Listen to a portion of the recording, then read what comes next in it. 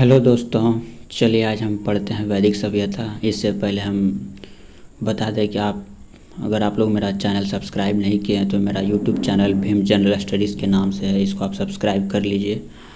और PDF notes और other information के लिए मेरा टेलीग्राम चैनल आप ज्वाइन कर लीजिए। जनरल स्टडीज़ भीम के नाम से टेलीग्राम चैनल है। टेलीग्राम चैनल का लिंक हम आपको डिस्क्रिप्शन में दे देंगे और वहाँ से आप जाके ज्वाइन कर सकते हैं। चलिए हम देखते हैं वैदिक सभ्यता क्या है। वैदिक सभ्यता का थ्योरी करने के बाद हम आपको जो है इसका एमसीक्यूज अगले क्लास में कर लेंगे, ठीक है।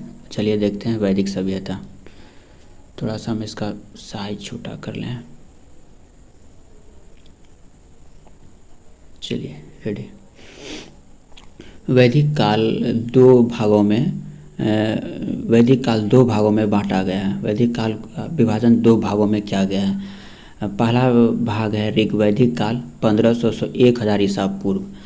ऋग्वैदिक काल को दो भागों में बांटा गया है। पहला भाग है ऋग्वैदिक काल, जो ऋग्वैदिक काल का जो समय है 1500 से 1000 ईसा पूर्व। और दूसरा है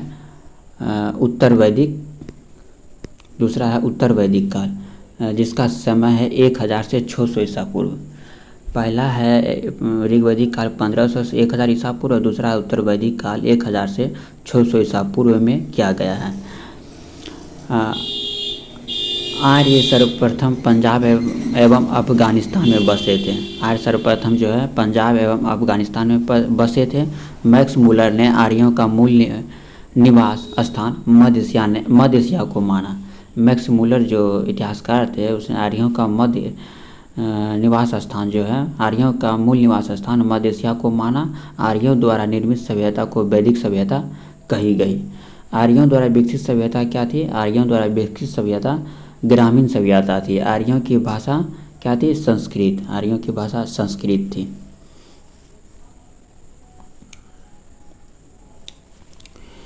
आर्य के प्रशासनिक इकाई आरोही क्रम से इन 5 भागों में बांटा गया था।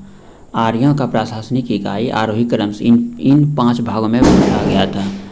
कुल, ग्राम, 20 कुल था, ग्राम था, 20 जन और राष्ट्र। कुल, ग्राम, 20 जन और राष्ट्र।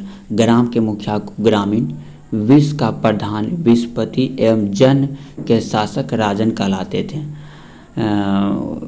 इनको आर्यों के प्रशासनिक इकाई आरोही क्रम से इन 5 भागों में बांटा गया था। पहला था कुल, उसके बाद ग्राम, 20 जन, राष्ट्र। ग्राम के मुखिया को ग्रामीण, 20 के प्रधान को विस्पति एवं जन के शासक को राजन कहते थे। और राज्याधिकारियों में पुरोहित एवं सेना प्रमुख थे। वशिष्ठ रूढ़िवादी एवं विश्वामित्र उदार पुरोहित थे। राज्याधिकारियों में पुरोहित एवं सेना प्रमुख थे। वशिष्ठ रूढ़िवादी एवं विश्वामित्र उदार पुरोहित थे।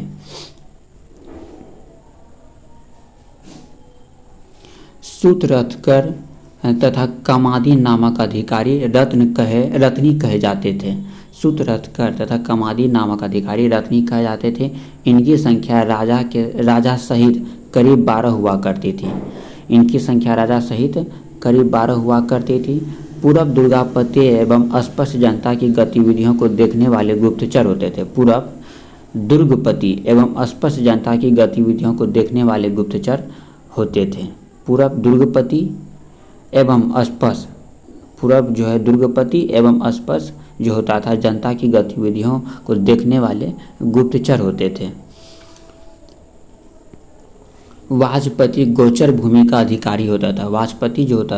वाजपति गोचर भूमि का अधिकारी होता था। उग्र अपराधियों को पकड़ने का कार्य करता था। उग्र जो है अपराधियों को पकड़ने का कार्य करता था। एक नोट है, ऋग्वेद में किसी तरह के न्यायाधिकारी का उल्लेख नहीं है। ऋग्वेद में किसी तरह के न्यायाधिकारी का उल्लेख नहीं है। सभा एवं समिति राजा को सलाह देने वाली संस्था थी। सभा एवं समिति राजा को सलाह देने वाली संस्था थी। सभा श्रेष्ठ एवं संभ्रांत लोगों की संस्था थी, जबकि समिति सामान्य जनता का प्रतिनिधित्व करती थी। राजा को सलाह देने वाली दो संस्था थी, सभा एवं समिति। सभा में श्रेष्ठ एवं संभ्रांत लोगों की संस्था थी। श्रेष्ठ और संभ्रांत लोग वहाँ पर उस सभा में बैठते थे, जबकि समिति जो है सामान्य जनता का प्रतिनिधित्व करती थी। इसके अध्यक्ष को ईशान कहा जाता था। समिति के अध्यक्ष को ईशान कहा जाता था। इसमें स्त्रियां सभा एवं समितियों में भाग ले सकती थी। स्त्रियां जो है सभा एवं समितियों में भाग ले सकती थी। युद्ध में कबीले का नेतृत्व राजा करता था। युद्ध के लिए गविष्ठ शब्द का प्रयोग किया गया, जिसका अर्थ है गायों की खोज। युद्ध में कबीले का नेतृत्व राजा करता था। युद्ध के लिए गविष्ठ शब्द का प्रयोग किया गया, जिसका अर्थ है गायों की खोज। दशराग युद्ध का उल्लेख ऋग्वेद के 7वें मंडल में है। दशराग युद्ध का उल्लेख ऋग्वेद के 7वें मंडल में है। यह युद्ध परूसी रावी नदी के तट पर सुदास एवं 10 जनों के बीच लड़ा गया, जिसमें सुदास की विजयी हुआ। दशराग युद्ध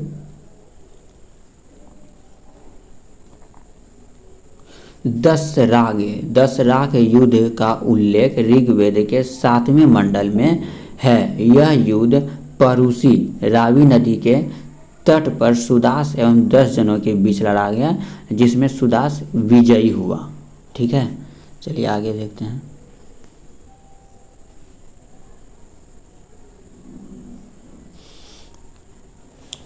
ऋग्वैदिक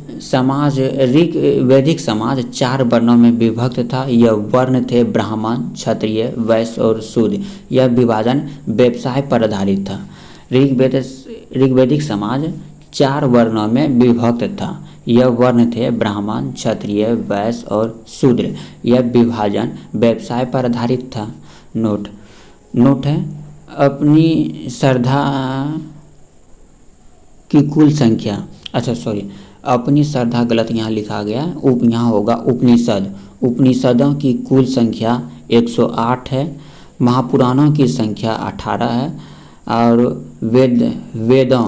वेदांगों की संख्या 6 है। यहाँ उपनिषद होगा। उपनिषदों की कुल संख्या 108 है, महापुराणों की संख्या 18 है और वेदांगों की संख्या 6 है। ऋग्वेद के 10वें मंडल के पुरुष सूक्त में चतुर्थ वर्णों का उल्लेख मिलता है। ऋग्वेद के 10वें मंडल के पुरुष सूक्त में चतुर्थ वर्णों का उल्लेख मिलता है। इसमें कहा गया है कि ब्राह्मण जो है परम पुरुष के मुख से, क्षत्रिय उनकी भुजाओं से, वैश्य उनकी जांघों से एवं शूद्र उनके पैरों से उत्पन्न हुआ है। ब्राह्मण परम पुरुष के मुख से, क्षत्रिय उनकी भुजाओं से, वैश्य उनकी जांघों से एवं शूद्र उनके पैरों से उत्पन्न हुए हैं। आर्यों का समाज पितृ प्रधान था। समाज की सबसे छोटी इकाई परिवार या कुल थी जिसका मुखिया पिता होता था। मतलब कि आर्यों का समाज पितृ प्रधान था, पुरुष प्रधान समाज था। समाज की सबसे छोटी इकाई परिवार था। अब परिवार या कुल का मुखिया पिता होता था, जिसे कुलप कहा जाता था। परिवार या कुल का मुखिया पिता होता था, जिसे कुलप कहा जाता था।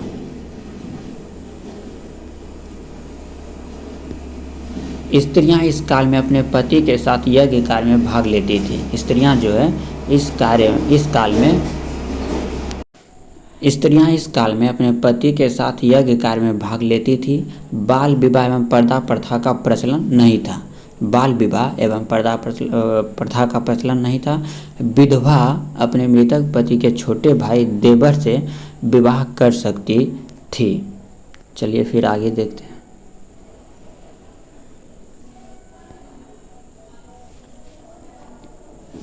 स्त्रियां शिक्षा ग्रहण करती थी।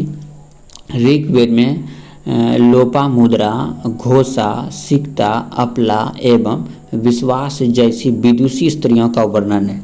स्त्रियां शिक्षा भी ग्रहण करती थी और ऋग्वैदिक काल में जो भी विदुषी स्त्रियां थी उसका नाम है लोपामुद्रा, घोषा, सिक्ता, अपला एवं विश्वास जैसी विदुषी स्त्रियों का वर्णन है ऋग्वेद में।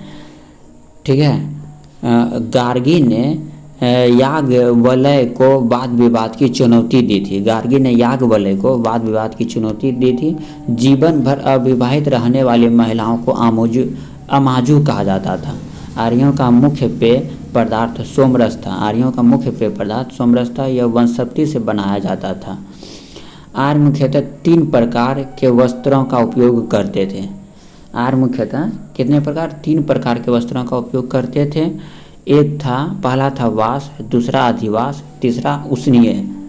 वास, अधिवास, उष्णीय। अंदर पहनने वाले कपड़े को निवी कहा जाता था। अंदर पहनने वाले कपड़े को निवी कहा जाता था।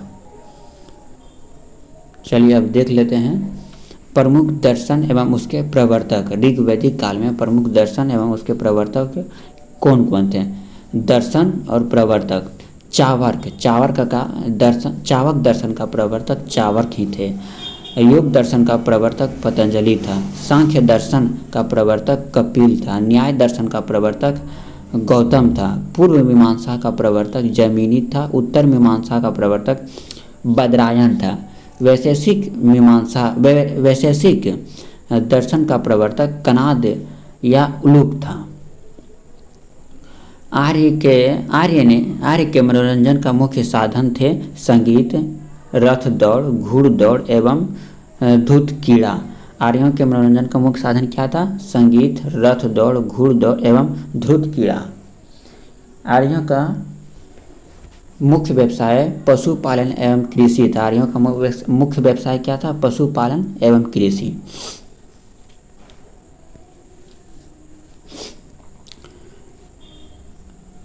गाय को अग्न्य नाम मारे जाने योग्य पशु की श्रेणी में रखा गया था। गाय को अग्न्य मतलब नाम मारे जाने पशु की योग की श्रेणी में रखा गया था।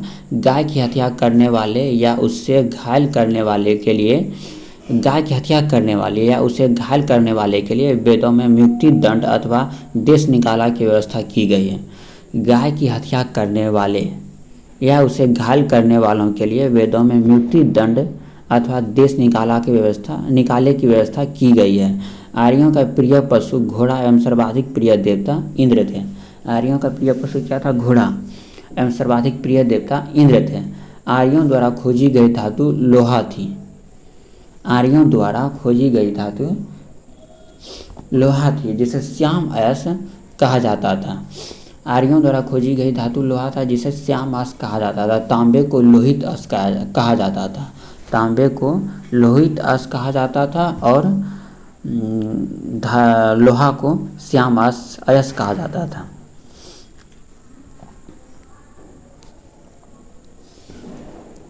व्यापार हेतु दूर दूर तक जाने वाले व्यक्ति को पनी कहते थे। व्यापार हेतु दूर दूर तक जाने वाले व्यक्ति को पनी कहते थे। लेन देन में वस्तु विनिमय की प्रणाली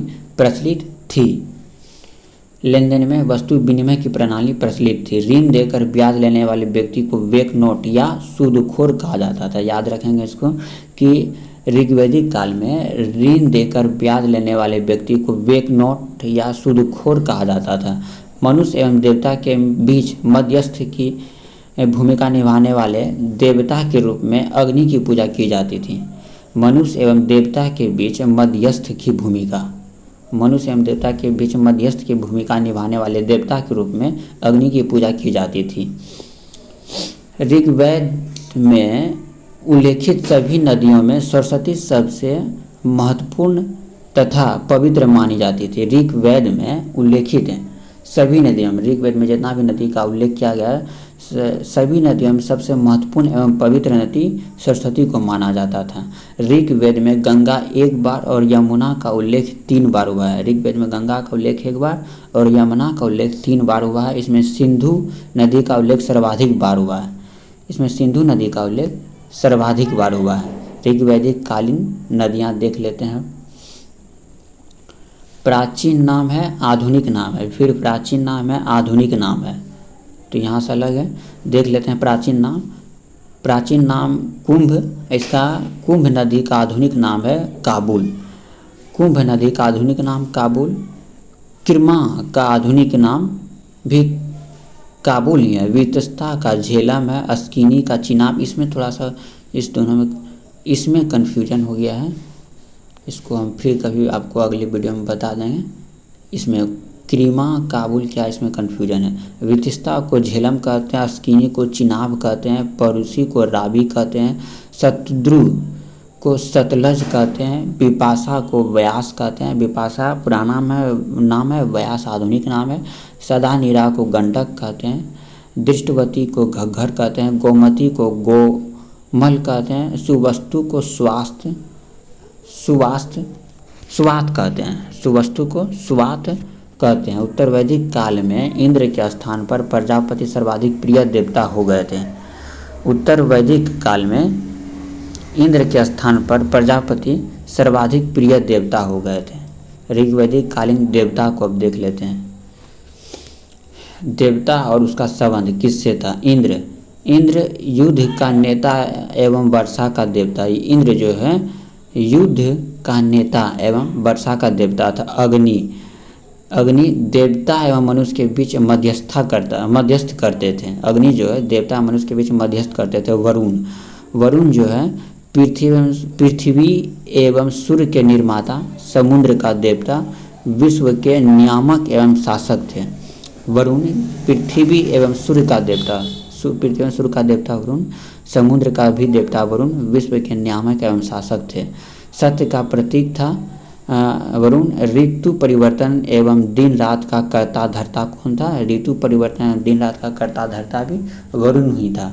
दयो आकाश का देवता, सबसे प्राचीन देवता जो है दयो, आकाश का देवता। उसके बाद फिर देख लेते हैं सोम, वनस्पति देवता सोम। उषा प्रजापति, उषा प्रगति एवं उत्थान का देवता। उषा जो है प्रगति एवं उत्थान का देवता। अश्विनी विपत्तियों को हरने वाला देवता। अश्विनी जो है विपत्तियों को हरने वाला देवता था। पूषण पशुओं का देवता। पूषण जो है पशुओं का देवता। विष्णु विश्व के रक्षक एवं पालनकर्ता। विष्णु विश्व के रक्षक एवं पालनकर्ता। मरुत आंधी तूफान के देवता को क्या कहते थे? मरुत। विष्णु किस चीज़ का देवता थे? विश्व के रक्षक एवं पालनकर्ता। पूषण पशुओं के देवता थे।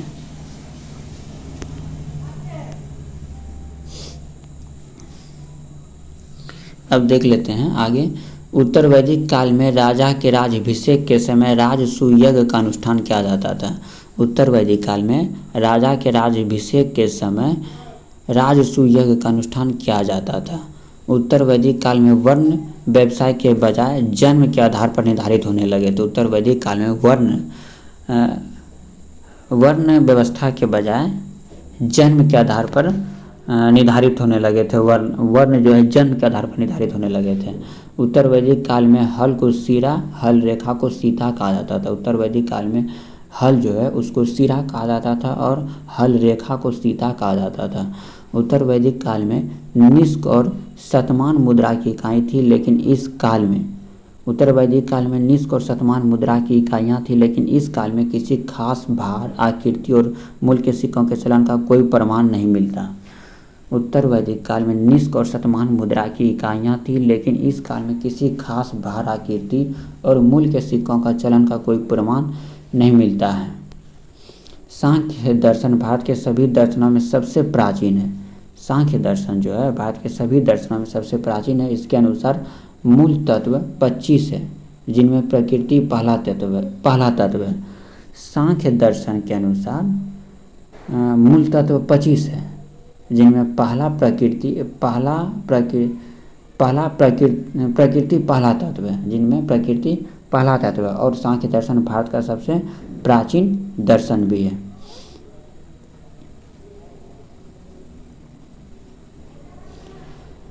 सत्यमेव जयते मंडोकोपनिषद से लिया गया है। इसी उपनिषद में यज्ञ की तुलना टूटी नाव से की गई है। सत्यमेव जयते मंडोकोपनिषद से लिया गया है। इसी उपनिषद में यज्ञ की तुलना टूटी नाव से की गई है। गायत्री मंत्र सवित्री नामक देवता को संबोधित है। गायत्री मंत्र सवित्री नामक देवता को संबोधित है, जिसका संबंध ऋग्वेद से है। गायत्री मंत्र सावित्री नामक देवता को संबोधित है, जिसका संबंध ऋग्वेद से है।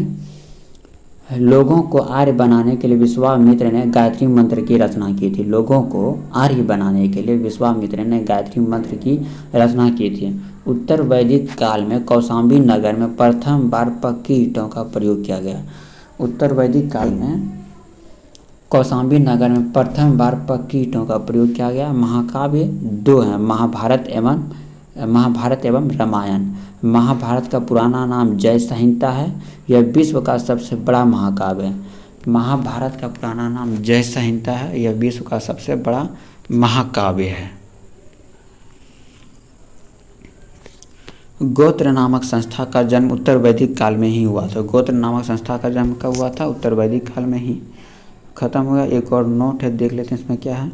वेदांत दर्शन के मौलिक ग्रंथ ब्रह्मसूत्र या वेदांत सूत्र की रचना बदरायन ने की थी। वेदांत दर्शन के मौलिक ग्रंथ ब्रह्मसूत्र या वेदांत सूत्र की रचना किसने की थी? बदरायन ने। वेदांत दर्शन के मौलिक ग्रंथ ब्रह्मसूत्र या वेदांत सूत्र की रचना किसने की थी? बदरायन ने। चलिए भाई, ख़त्म हो गया। अगले वीडियो में इसका हम MCQs देख लेंगे।